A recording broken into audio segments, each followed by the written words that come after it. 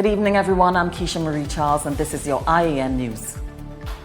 In the headlines, police probe newborn baby found abandoned in South Arapooch. Tutor presses government over arrears, demanding clear payment date. Opposition MP urges Police Service Commission to break silence on top cop's absence.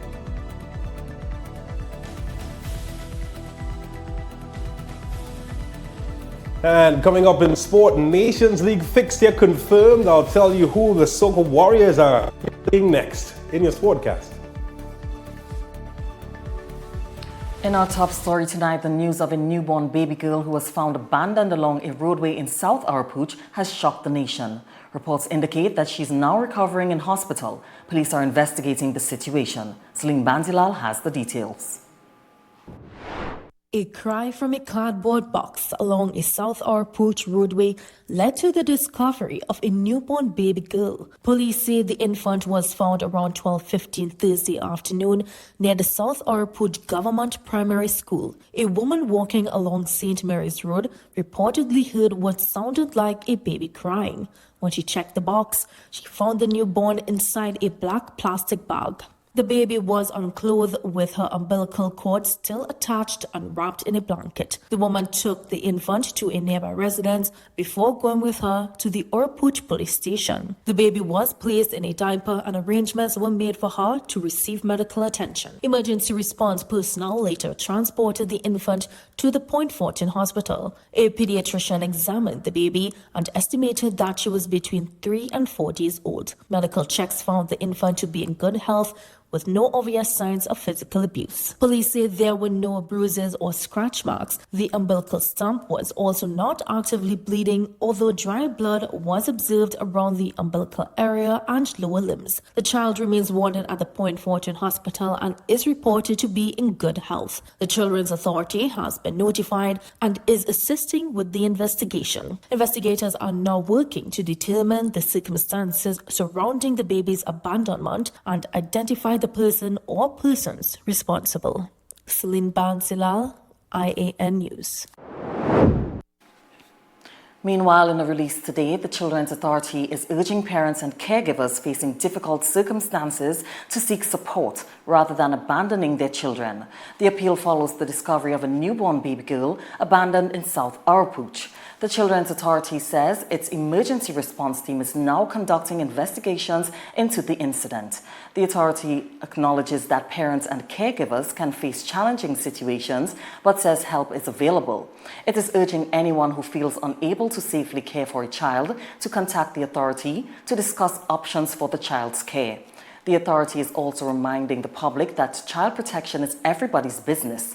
Anyone with information about the South Arapooch incident is asked to contact the Children's Authority at 996 or the police at 999. And the Children's Authority has received over $2.66 million from the Ministry of the People, Social Development and Family Services. The latest disbursement is intended to help the authority meet its foster care and statutory obligations. Celine Banzilal reports.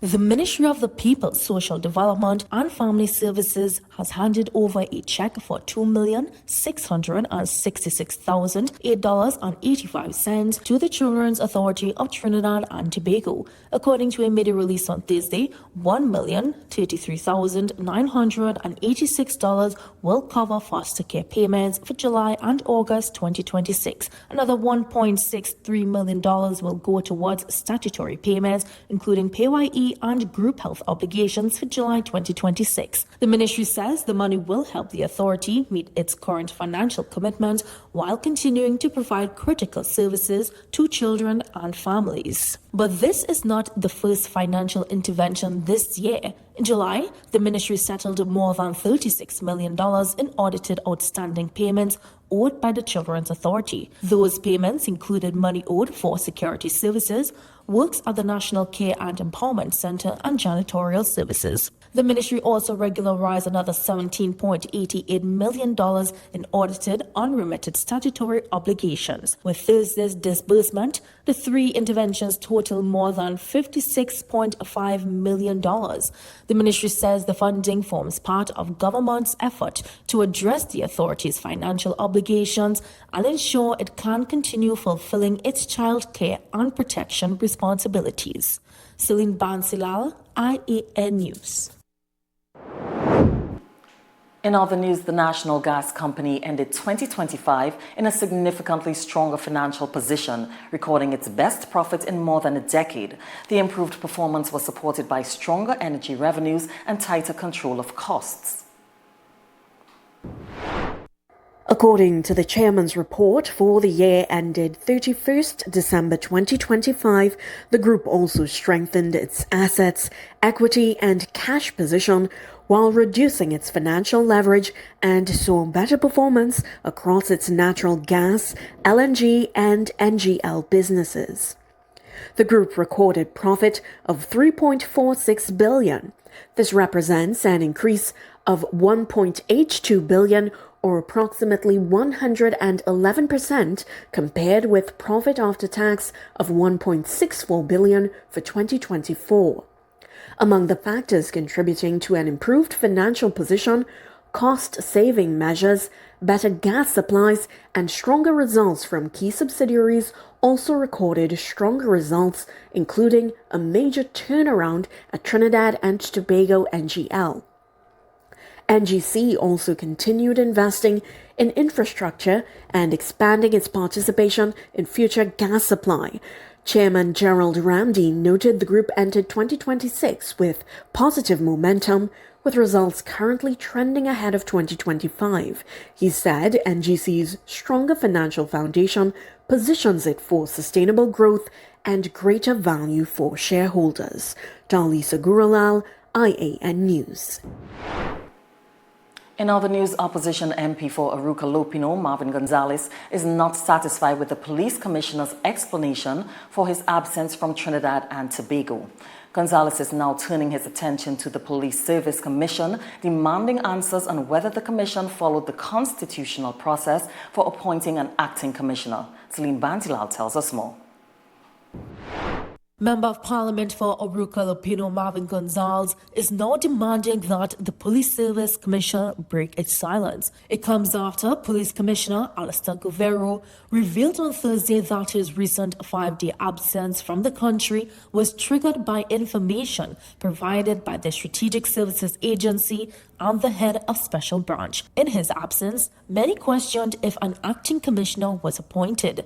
Guerrero said that decision is governed by law and falls within the responsibility of the relevant authorities. However, in a media statement on Friday, MP Gonzalez questioned whether the commission triggered the constitutionally prescribed process to have an acting commissioner appointed. He pointed to Section 123 of the Constitution and the applicable selection process order, saying the public deserves to know whether the required steps were taken. If the commission decided an acting appointment was not necessary, Gonzalez wants to know why. The MP is also critical of the response from the Minister of Homeland Security on the issue, describing it as disdainful, unprofessional, and unbecoming of the office. Additionally, the MP criticized the Prime Minister's silence on what he considers a critical governance issue that only deepens public concern. He stated that this is not a political issue, but one of constitutional compliance, transparency, and accountability. Gonzalez is warning that if the Police Service Commission does not provide answers, he will formally call on the President to require the Commission to account for its actions. Celine Bansilal, I.A.N. News. The Trinidad and Tobago Unified Teachers Association is expressing concern over the cancellation of a scheduled meeting with the Ministry of Education. The meeting was expected to provide updates on outstanding salary arrears for 2020 to 2023. According to the union, teachers remain uncertain on a timeline for the payment of their arrears. Tutor plans to seek a meeting with the Minister of Finance for a clear timeline. The association, in a membership update today, said teachers cannot be left out of the discussion instructions on outstanding payments and intends to launch an education series covering agreements, benefits, arrears, rights and conditions of service. Tutor said it will continue pressing for a definitive payment date. We now take a quick break. More news ahead when we return. We'll be right back.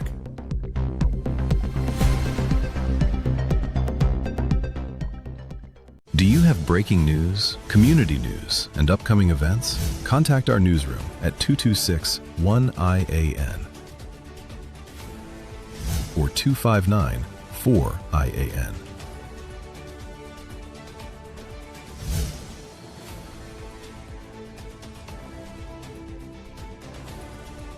or email us at iannetworknews@gmail.com. Fair and Square, conveniently located near the Endeavour Chaguanas flyover. Shop now for all back-to-school and vacation essentials. We carry the widest variety at the best prices. Discover incredible value and a shopping experience that's fast, easy, and affordable. Fair and Square, your one-stop shop for all your household needs with safe and convenient parking. Any and everything all under one roof. Your dream home starts at Advertise Marketing Home Improvement Center. Whether you're building, renovating, or upgrading, we have everything you need. From stylish home decor, kitchenware, vanities, bed and bath essentials, outdoor furniture and mini appliances, to premium wrought iron products. Shop security steel doors, PVC and aluminum windows, zinc, RHS, stainless steel items, and custom enclosures. Visit us at Old Southern Main Road, Freeport, or our branches in Aranguez and SS Erin Road, Daybay. Taj Diamond is redefining luxury living in Georgetown, Guyana. This upscale community is rapidly emerging as the country's next crown jewel, located in one of the region's fastest-growing and most sought-after destinations. Perfectly positioned along the New Heroes Highway and the newly completed Busby Dam Road, Taj Diamond offers the ideal combination of convenience, connectivity, and prestige. And now, the vision is becoming reality. Construction is underway and progressing exceptionally well. From foundation to finish, every detail reflects superior craftsmanship, modern design, and exceptional quality, delivering unmatched value. Choose from stunning 3-story residences starting at just $499,000. Select from spacious 3, 4, and 5-bedroom homes offering up to 2,350 square feet of beautifully designed living space. Each residence features premium finishes, chef-inspired kitchens, elegant contemporary bathrooms, and private 2-car garages. Enjoy flexible payment plans, up to 50% in-house financing up to 10 years, and an optional leaseback income program designed to help maximize your returns. Developed by an internationally experienced team of licensed architects and engineers with more than 50 years of expertise and over 6,000 homes completed worldwide. Now is the perfect time to secure your place in this exceptional community before completion. To explore all developments, visit us today. When your brand deserves attention, put it where people are already watching. Join thousands of viewers who make I.A.N. News their trusted source for breaking news, in-depth reporting, weather, business, sports, and the conversations shaping our nation. We're not just on your television, we're wherever you are. Watch live, stream on your favorite device, or stay connected through our social media platforms with updates as they happen. Trusted, engaging, always connected. Experience the news that's informing communities and driving conversations every single day. There's no better place to connect with thousands of active consumers. Tune in to the I.A.N. News Nightly at 7 p.m. and discover why more people are watching, sharing, and staying informed with us. Watch us now on Flow Hub TV, Channel 122, Flow AVS, Channel 123, Amplia, Channel 126, Green Dot, Channel 18, Uptix, Channel 109, and RVR Networks, Channel 13, and other stations soon. Contact our sales team today and let your business be seen where Trinidad and Tobago is watching. We're back with the news on the I.A.N. network. Welcome back, everyone. Weeks after former Housing Minister Camille Robinson-Regis accused the government of stalling several projects started under the People's National Movement, the status of at least one of them remains uncertain. Talisa Gurlal has more in this report. Overgrown with bushes, plagued with theft and vandalism, and with little construction completed, the Citrus Close development, which broke ground in November 2023, faces an uncertain future. According to Minister in the Ministry of Housing, Philip Alexander, 51 million had so far been spent on the project, which was only 10% complete. During a tour of the project on Friday, the minister told reporters that the future of the project was unclear. Minister Alexander said an additional challenge to the completion of the project, it's smack in the middle of warring gang territories. So when they signed this contract, they put people in danger. With regards to will we eventually cool things down sufficiently enough that it could be safe? I am sure at some point, but that's not where we are today. And all I am doing is I am going to all of the existing sites so that Trinidad and Tobago would be aware of what was done with the billions of dollars that was spent by the Housing Development Corporation under the last administration, so that they know. I.A.N. News reached out to Ms. Robinson-Regis, who is yet to comment on Mr. Alexander's claims. Talisa Gurlal, I.A.N. News. The San Fernando East constituency executive of the People's National Movement is hitting back at its Member of Parliament Brian Manning, accusing him of undermining an internal party process and raising allegations that it says have not been established. The executive is also pointing to the constituency's reduced electoral majority into April 2025 general election. We have more in this report. The war of words within the People's National Movement San Fernando East constituency is intensifying. In a statement issued on Thursday night, the constituency executive defended its handling of an internal investigation and rejected suggestions that it is avoiding transparency or accountability. The executive said Manning had repeated allegations, which according to the group have not been established by any finding made public. The executive said an investigative team was appointed with approved terms of reference and met with Manning, constituency chairman Patrice Alexis, and witnesses representing both sides. It said a report containing findings and recommendations was subsequently submitted to the leadership and the General Council, with action now being taken on those recommendations. It accused him of scapegoating party volunteers and officers instead of engaging in introspection following the reduced electoral margin. The PNM's lead at the polls in San Fernando East fell from 5,173 votes in 2020 to 673 in 2025. The San Fernando East constituency executive says it will continue to respect the PNM's internal processes, but is rejecting what it describes as an attempt to use political allegations to discredit its members. And Pan on the Avenue 12 has been cancelled. Organisers said this is owing to a lack of support from government and corporate sponsors. More in this report. After months of planning Pan on the Avenue 12, which was carted for August 30th, the event was cancelled due to a lack of government and corporate commitments. The Pan Festival, coined a gift to the people, was due to be part of Independence Weekend celebrations. In a post on Facebook today, spokesperson for the Woodbrook St. James Community Association, I.A.N Garcia said, quote, "Every time a door closed, we searched for another," end quote. She said, despite having several corporate sponsors, the event was still not able to happen. The organizers are saying that it's not too late to still hold the event. However, only if the necessary support is forthcoming from the government and corporate sponsors.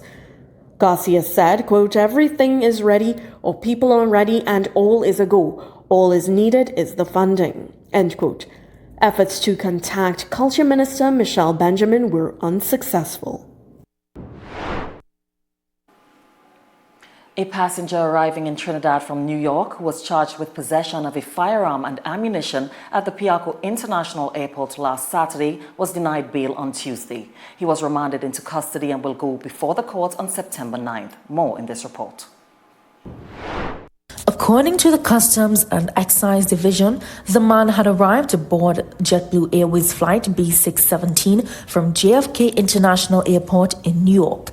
During routine customs operations at the airport, officers discovered one Ruger firearm, one magazine, and 12 rounds of .380 ammunition.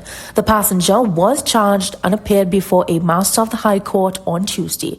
The charges were laid indictably, and the accused was not called upon to enter a plea. He was denied bail and remanded into custody. The Customs and Excise Division, in a news release today, said it continues to maintain a strong presence at the nation's ports as it works to prevent the illicit importation of firearms and ammunition. Celine Bansilal, I.A.N. News.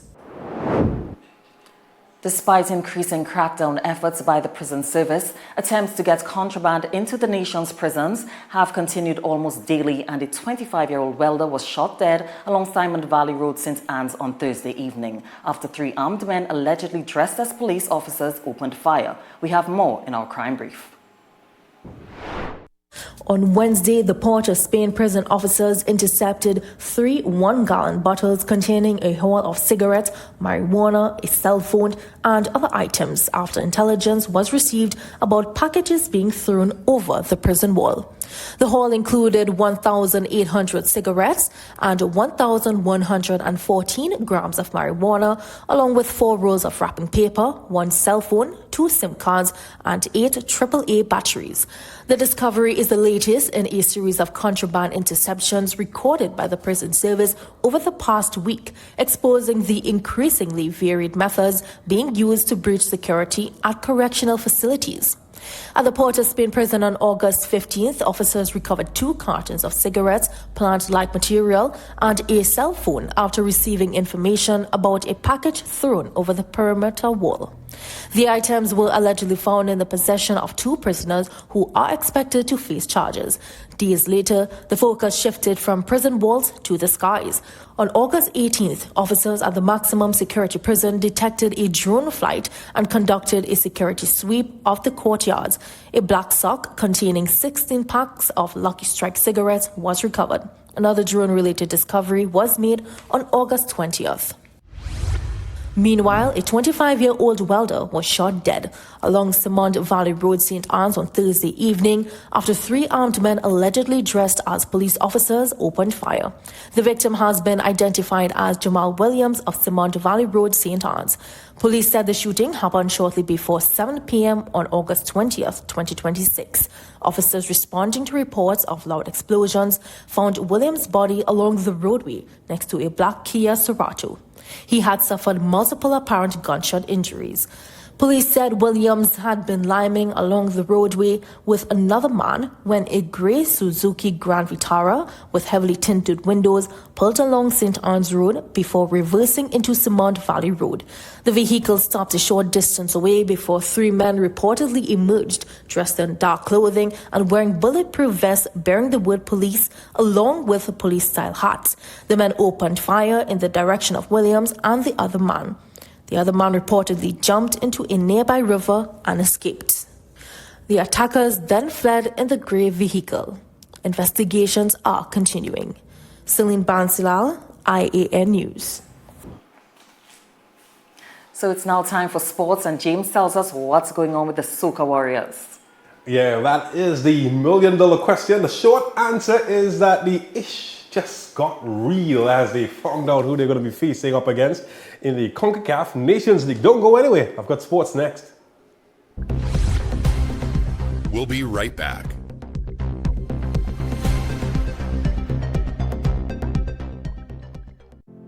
Every weekday at 7 p.m., the news goes live on the I.A.N. network. Watch us on our available providers with more coming soon. Also available on YouTube and Facebook. The news you have been waiting for is now here.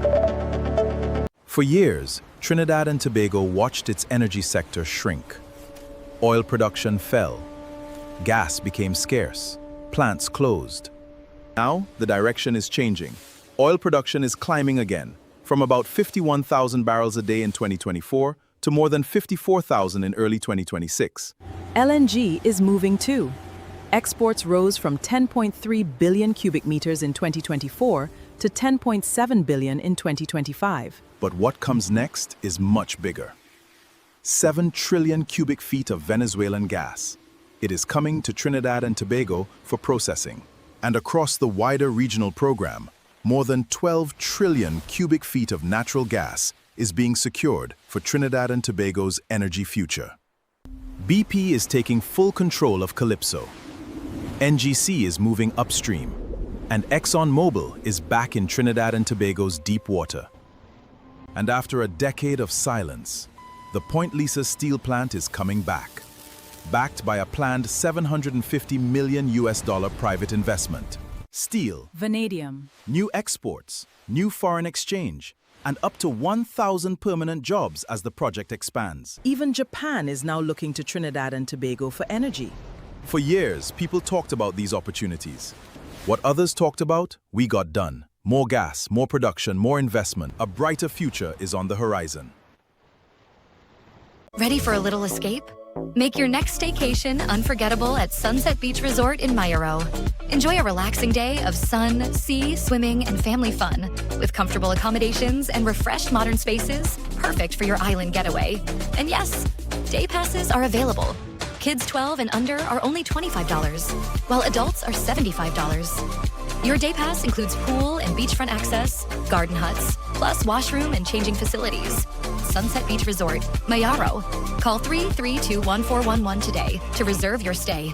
Fair and Square, conveniently located near the Endeavor Chaguanas flyover. Shop now for all back-to-school and vacation essentials. We carry the widest variety at the best prices. Discover incredible value and a shopping experience that's fast, easy, and affordable. Fair and Square, your one-stop shop for all your household needs with safe and convenient parking. Any and everything all under one roof.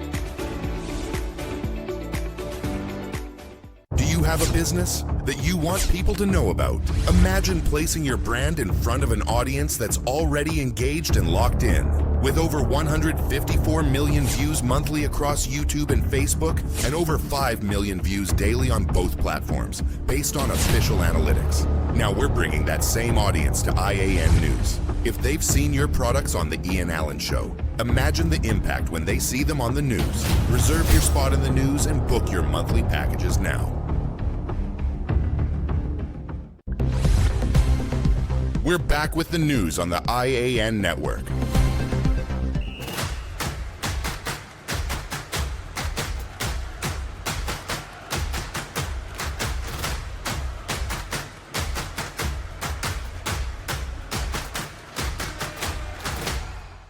All right, thank God it is Friday and TNT's road to the 2027 CONCACAF Gold Cup, well, it now has a clear starting point with the Soca Warriors drawn in Group A, tough Group A league.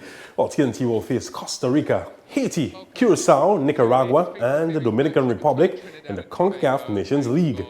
The Soca Warriors open away to Haiti on September 24th before hosting the Dominican Republic 3 days later.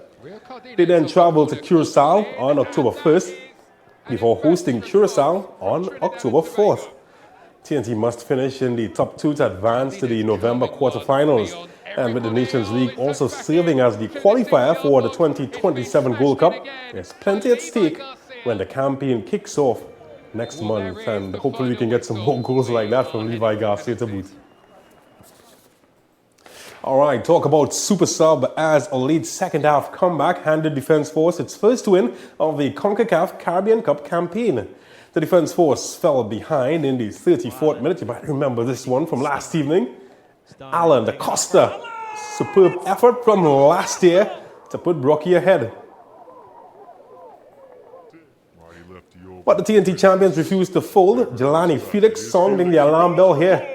And nearly picks out the top corner. Getting prepped to come on. Well, it was substitute Nicholas Dillon who made the difference in the 74th, reacting quickest to rebound from Rian Moore to level scores. Defense Force back on level terms.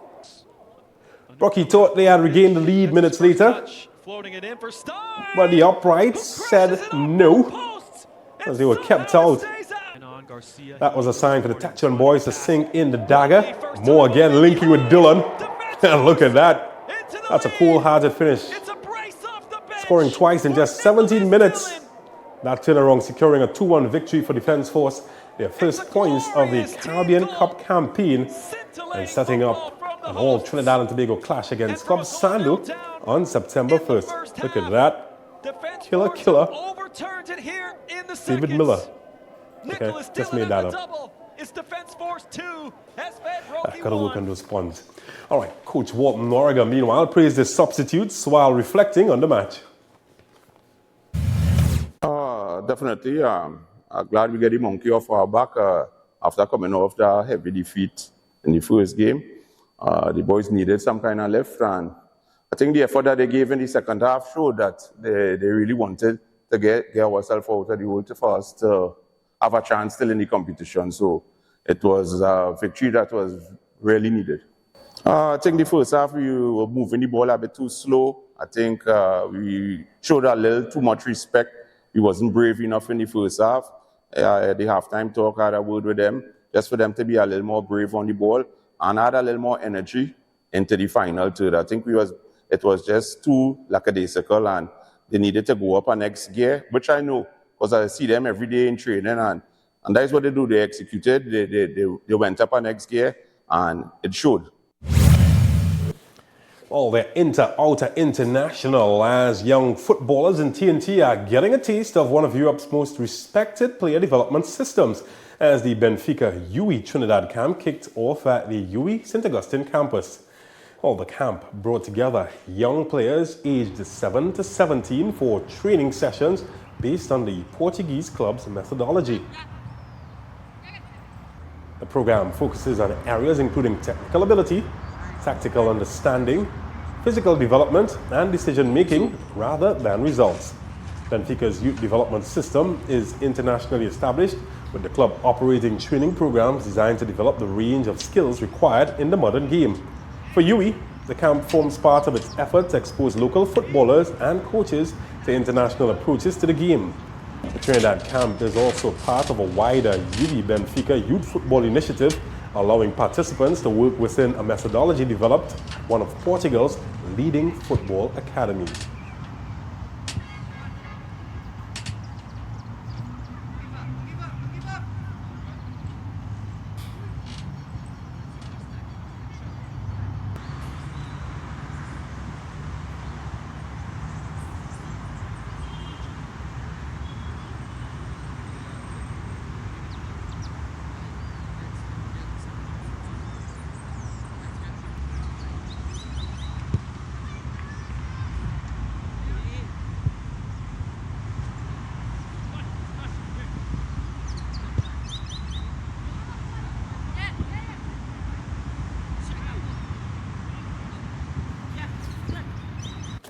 All right, song the horn as the party begins as the St. Kitts and Nevis Patriots had a late flurry, but it wasn't enough to save them from a 3-wicket defeat to the Antigua and Barbuda Falcons. The Patriots posted 187 for 6 after being sent in with some early fireworks. With the easterly, there's the first. Carl Myers made 34, while Andrew Fletcher added 20. But the Patriots struggled to find momentum through the middle overs, as their middle order struggles threatened to derail the innings. Then came Dason Shanaka. The Sri Lankan exploded late, smashing an unbeaten 49 from just 17 balls, including 5 fours and 4 sixes, to give the Patriots a competitive total. Finish for the Patriots. 3 sixes of 4. And chasing 188 for victory, the Falcons' response was measured. Evan Lewis, he anchored the chase. Look at that, with 48 from 38. While Hassan Nawaz contributed 33 as the Falcons stayed within reach. Look where that ended up. That's in the car park for sure. With 74 required in just under 6 overs, the pressure was on. And that's when Shadab Khan took control, blasting 30 from just 12 deliveries, before Moin Ali added an unbeaten 25 from 12.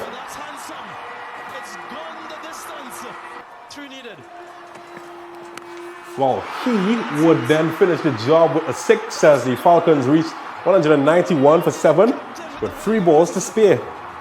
Even so, Kurt Bian was enjoying that. The victory lifts the Falcons to 4th on the CPL table, while the Patriots, well, they remain at the bottom. Oh, after that match, the captains had a chat with the match officials. I thought it was a good game, I thought the fellas hung in there as much as they possibly could. I think Antigua did a good job in terms of their run chase. They pretty much kept the spinners out of the game and made it difficult for our spinners to bowl. They also had left and right combinations going through the entire innings, which made it difficult for us, obviously, with the spinners and hit it downwind. So it was a little bit tough in terms of trying to defend that, but I think, the effort that we put in with the bat was a lot more commendable. It's just a matter for us to get a little better. There's only one way to go, we can't put our heads down, we got to put our heads together in terms of coming up with solutions in order to get this right.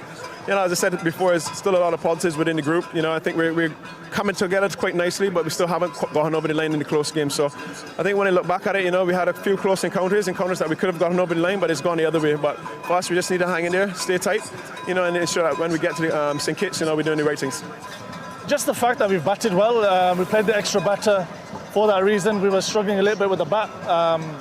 But the way the partnership between Evan Lewis and Hassan Nawaz was excellent. Shut up the way he played and came in. Both of them came in and made a massive impact. It's just getting a victory, getting over the line, confidence for the boys. Very happy. But the guys showed, you stay at the wicket. Once you're in, it's quite nice to play here with the wind and stuff as well. It was a good wicket, good cricket wicket. But I just thought the fact we stayed in the game, we never panicked, we never went too hard, too early, and we were quite smart. Oh, that was fun. Now it's time for me to run. How about that for a better pun? Oh, it rhymed as well. All right, that's it for sport for the team. I'm James Saunders. Have yourselves a fabulous weekend. Catch you later.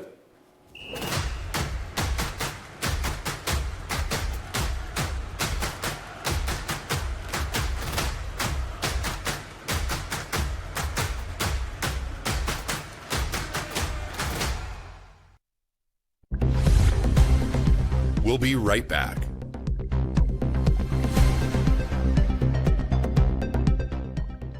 You can now follow us for breaking news on Instagram, on TikTok, on Facebook, and on YouTube. Follow us for breaking news. Follow us on Instagram. Follow us on TikTok. Follow us on Facebook. Subscribe on YouTube. Follow us for breaking news on Instagram, on TikTok, on Facebook, and on YouTube. Feeling safe should not depend on how far you live from the nearest police station. That is why the government is establishing 30 new police posts across Trinidad and Tobago. Each police post will bring police and military personnel closer to the communities they serve. They will cover major roads, transport routes, busy junctions, and other important locations. They will support existing police stations, strengthen patrols, and widen the national security network. And more officers are coming. New recruits are joining the Trinidad and Tobago Police Service. That means more trained officers available to protect communities and respond when citizens need help. The purpose is simple: stronger presence, faster access to assistance, and greater confidence in public spaces. 30 police posts. More police officers, one connected national network, protecting you and your family. Promises made, promises kept. Do you have breaking news, community news, and upcoming events? Contact our newsroom at 226-1-I.A.N. or 259-4-I.A.N.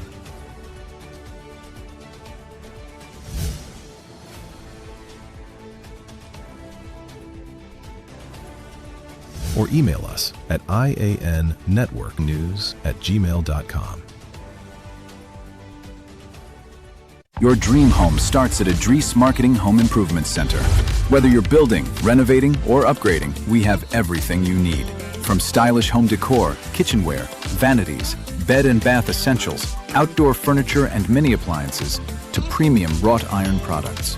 Shop security steel doors, PVC and aluminum windows, zinc, RHS, stainless steel items, and custom enclosures, visit us at Old Southern Main Road, Freeport, or our branches in Aranguez and SS Erin Road, Daybay. Extra Foods has champion savings. Plenty specials just for you. April parboiled rice, 3 packs for $20. Country House table margarine, 3 sticks for $20. Nature's Hot almond milk, 1 liter, $20.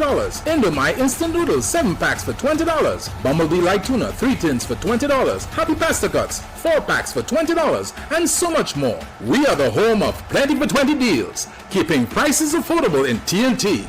Nobody beats our prices. Extra Foods, always extra for less.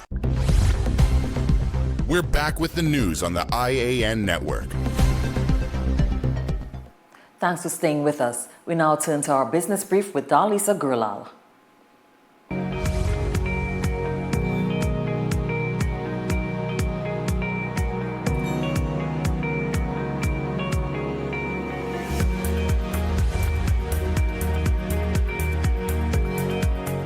Finance Minister Devendranath Thakur said foreign direct investment has improved significantly with an increase in international investors. Speaking at a joint pre-budget consultation for the Labrie and Faizabad constituencies at the Quarry Community Centre on Wednesday, the minister credited the work of the Kamla Prasad Basesa-led administration. Minister Thakur said the results speak volumes and the work continues. He said the consultation was a valuable opportunity for residents to share their views, raise concerns, and contribute to the national conversation in preparation for Budget 2026, which will be read in the Parliament by October. CIBC Caribbean Bank Limited has appointed Carl Lewis as Chief Financial Officer and Donna Wellington as Chief Country and Commercial Officer. According to a statement from the bank, the appointments became official on Monday, with both executives continuing to report to CEO Mark St. Hill.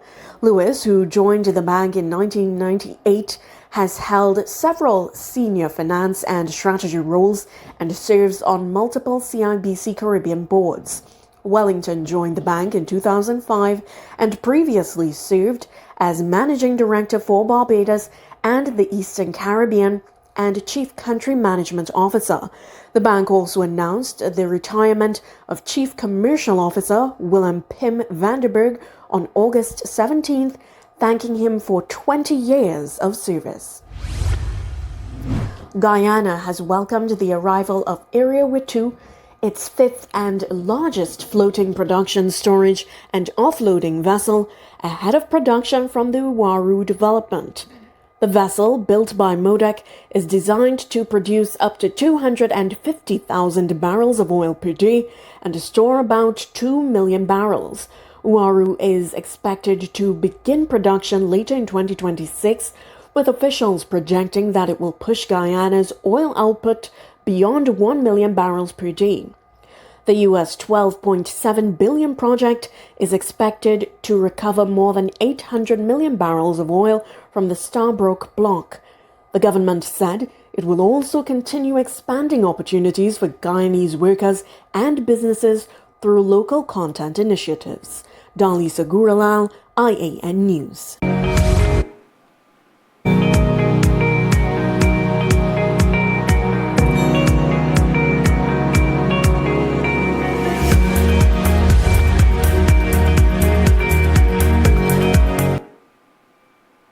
A study from the journal I.A.N, published on Monday, said that dogs can distinguish between emotions on a human's face, changing the way we communicate with our pets. We'll tell you more in this report.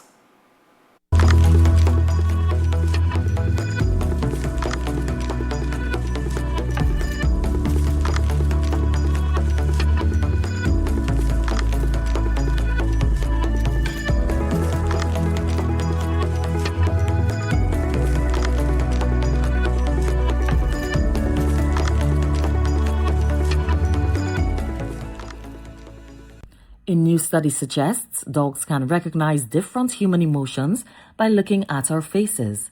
Published Monday in the journal I.A.N, the study found that dogs can tell the difference between happy faces and faces showing anger, fear, sadness, disgust, or a neutral expression. Furthermore, Once dogs learn to differentiate a smiling face from a neutral one, using photographs of their caregivers' faces, they could generalize their learning to other humans of the same gender as their caregivers. Senior author Lawyer Quire said dogs have evolved with us to understand our expressions and cooperate with us, and recognizing this can change how we communicate with and care for them.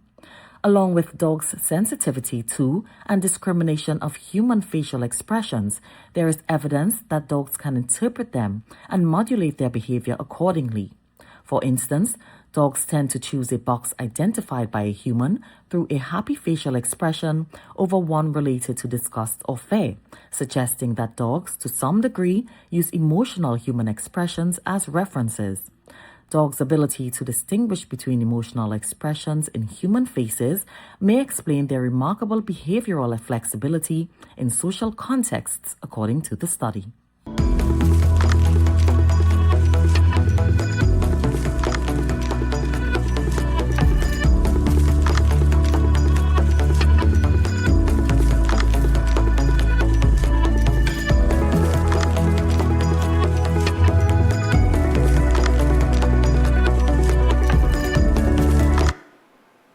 The Caribbean's agriculture sector is set for one of its biggest regional gatherings in years, with more than 70 technical sessions, networking opportunities, and a major exhibition and trade show planned for the 20th Caribbean Week of Agriculture in Jamaica from September 27th to October 2nd, 2026. More in this report.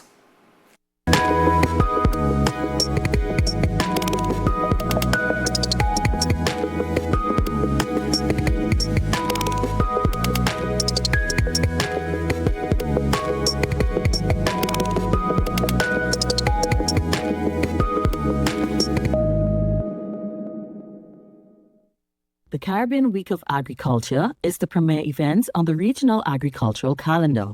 It is a roving event hosted by CARICOM member states and associate members and includes seminars, key meetings, a special meeting of the Council for Trade and Economic Development, and an exhibition. The event will be held in the parish of Trelawney with 5 days of activities starting on Sunday, September 27th with field trips. The opening ceremony will take place that afternoon at the Ocean Coral Springs Resort. Under the theme, the new FACE of Caribbean Food Systems, the technical sessions will focus on transforming the region's food systems and accelerating Vision 25 by 25 plus 5, with discussions covering topics such as nutrition, smart and real food solutions, food as medicine, repositioning the root and tuber industry, competitive root crop research, fisheries and aquaculture, biogas and organic fertilizer, hydroponic fodder systems, financing agriculture and mobilizing private capital, ruminant production resilience, women-led agribusiness, and food security and cultural identity.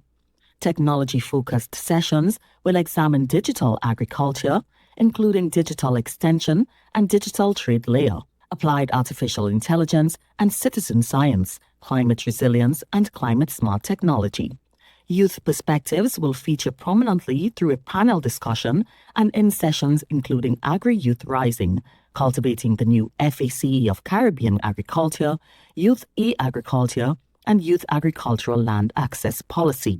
Several ministerial forums, including a special meeting of the Council for Trade and Economic Development on Agriculture, will be held during the week. The first CWA was held in Trinidad and Tobago in 1999.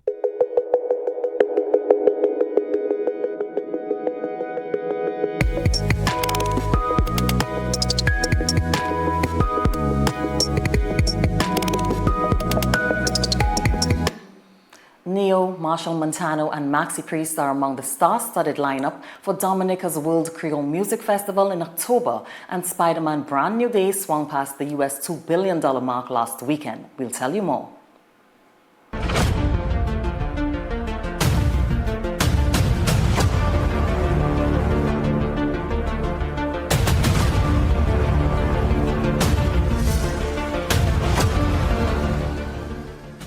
Among the major names confirmed for the Dominica World Creole Music Festival 2026 are Grammy Award-winning American R&B star Neo, Trinidad and Tobago soca superstar Marshall Montano, British reggae star Maxi Priest, Jamaican dancehall stars Alkaline and Skillabang, South African Amapiano star Uncle Waffles, Jamaican reggae icon Capleton, and Haitian-American singer and songwriter Friday. The lineup will span R&B, soca, dancehall, reggae, bouillon, cadence lypso, compa, suku, and amapiano, while maintaining the Creole music foundation that has distinguished WCMF since its inception. In a news release today, Discover Dominica Authority said that Dominican music remains central to the festival experience, with Midnight Groovers, TK International, Asa Banton, Signal Band, Ecstasy Band, Colton T, Mr. Ridge, Pudas, Rio, Nice, Guada G, and Shax among the homegrown acts confirmed for the 2026 festival. The festival is scheduled for October 23rd to 25th at Windsor Park Sports Stadium. Chief Executive Officer of the Discover Dominica Authority, Marva Williams, said, "The World Creole Music Festival continues to distinguish itself as an authentically Dominican celebration with growing appeal across the Caribbean, the diaspora, and international markets." For nearly 3 decades, the World Creole Music Festival has brought Dominica's music and the Creole identity together with some of the biggest songs of the Caribbean and the world. This festival, we invite you to come to the source, spend 2 weeks in Dominica, come to the land of the bouillon and experience not only the World Creole Music Festival, but culture, food, dance, and the friendliness of our people. After its 3rd weekend in theaters, Spider-Man Brand New Day has now grossed over $2 billion. This makes it the 2nd fastest film to hit the rare milestone after only 3 weeks. The superhero film is now the 2nd fastest film to reach $2 billion in history, behind only Avengers Endgame, and the 8th movie to ever cross that benchmark. Spider-Man Brand New Day pulled off this feat in 17 days, while Avengers Endgame crossed US $2 billion in 11 days. Brand New Day counts $786.5 million domestic, the 4th highest ever in the US and Canada, and $1.238 billion abroad, for a current worldwide gross of $2.024 billion. The film brings together real-life couple Tom Holland and Zendaya for their 4th installment of the franchise.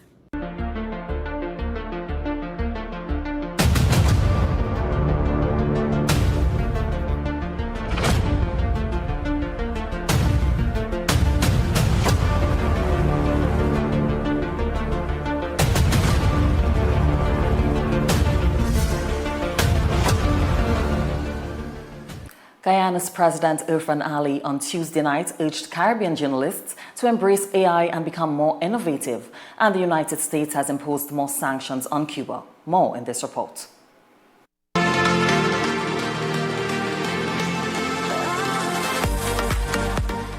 Guyana's President Irfan Ali is calling for greater Caribbean representation on global media platforms.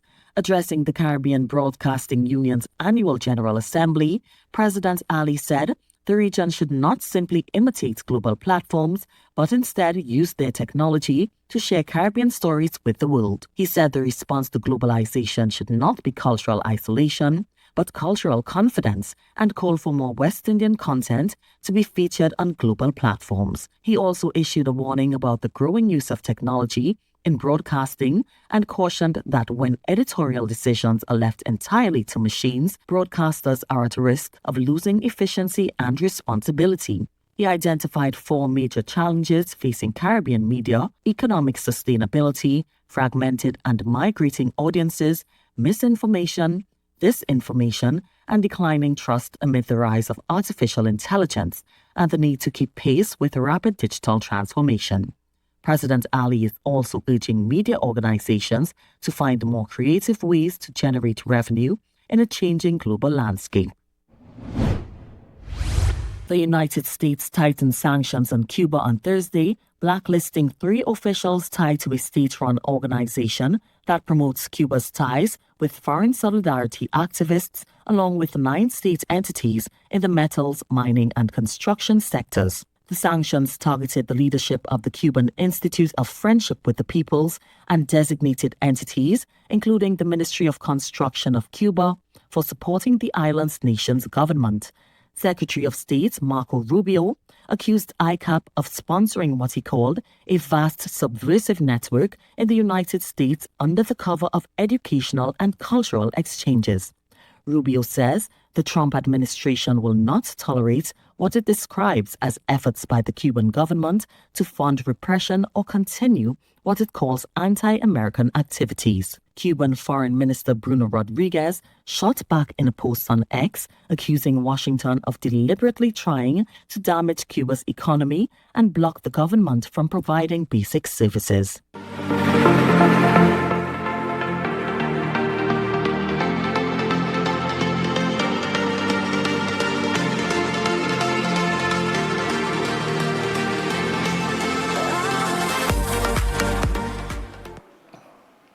Russia recently welcomed more than 8,000 troops from North Korea, including hundreds of drone operators who could attack Ukraine. We have more in our international report.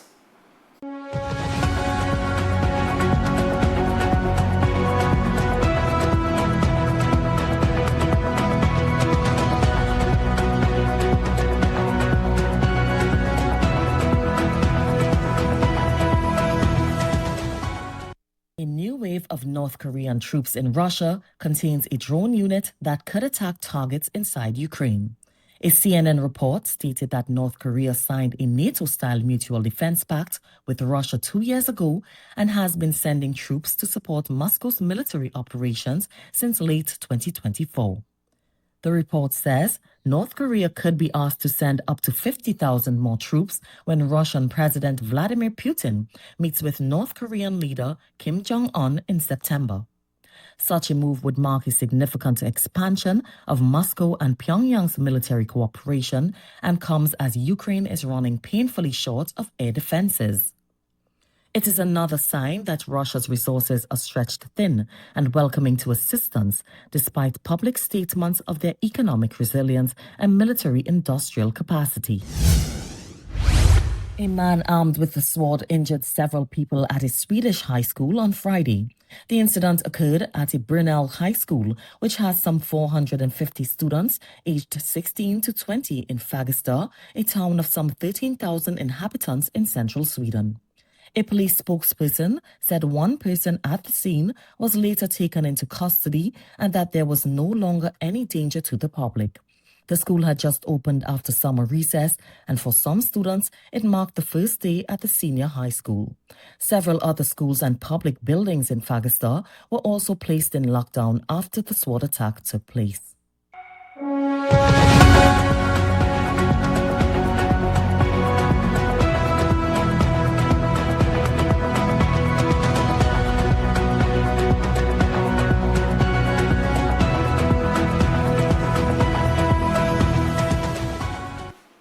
It's now time for the weather forecast.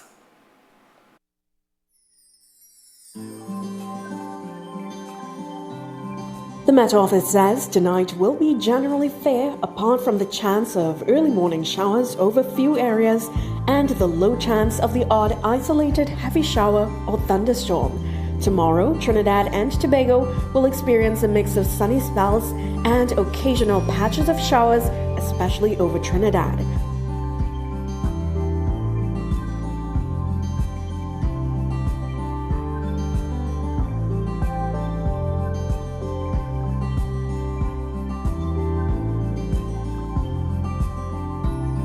Sunrise will be at 5:56 a.m.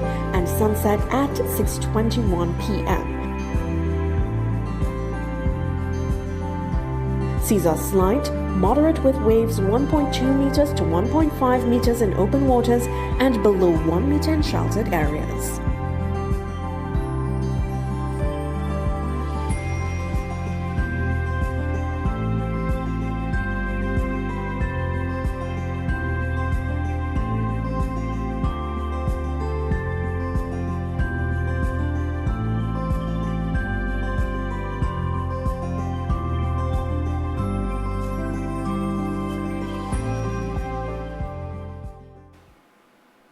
And that brings us to the end of our newscast. I'm Keisha Marie Charles. On behalf of all of us here, thanks for watching and have a good night.